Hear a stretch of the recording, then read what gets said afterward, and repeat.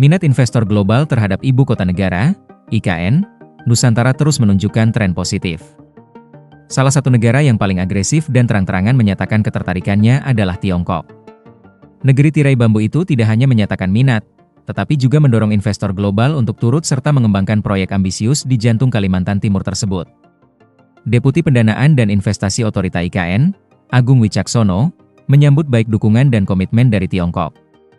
Ia menyebut kepercayaan para investor merupakan sinyal kuat bagi masa depan proyek pemindahan ibu kota Indonesia ini. Hampir 70 triliun rupiah telah diinvestasikan. Ini adalah bukti nyata dari kepercayaan yang kuat terhadap visi dan prospek IKN ke depan, ujar Agung. Agung menjabarkan hingga akhir Mei 2025, nilai total investasi dari Tiongkok di IKN mendekati angka fantastis, yaitu 70 triliun rupiah. Dari jumlah tersebut, sekitar 68,4 triliun rupiah berasal dari skema kerja sama pemerintah dan badan usaha, KPBU, yang mencakup proyek-proyek penting seperti perumahan, moda transportasi unik terpadu, MOT, dan infrastruktur jalan. Salah satu investasi langsung paling mencolok berasal dari PT Delonis Bravo Investment dengan nilai sekitar 500 miliar rupiah. Perusahaan ini telah memulai pembangunan Delonis Nusantara Commercial Complex sejak September 2024 di atas lahan seluas 24.200 meter persegi.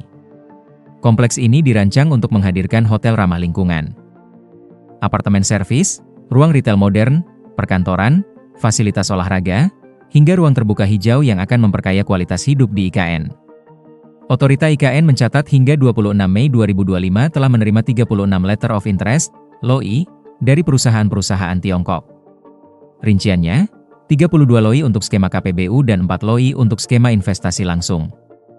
Adapun sektor-sektor yang paling diminati meliputi energi, perumahan, teknologi digital, pengelolaan sampah, transportasi, infrastruktur dasar, industri hijau, gaya hidup, media dan penyiaran. Duta Besar Tiongkok untuk Indonesia, Wang Lutong, menyampaikan apresiasi terhadap kemajuan pembangunan IKN. Ia menyebut Nusantara bukan hanya simbol masa depan Indonesia, tetapi juga peluang emas bagi kerjasama ekonomi regional.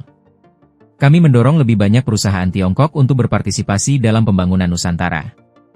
Kota ini bukan hanya simbol masa depan Indonesia, tetapi juga jendela kerja sama ekonomi di Asia Tenggara, kata Wang Lutong.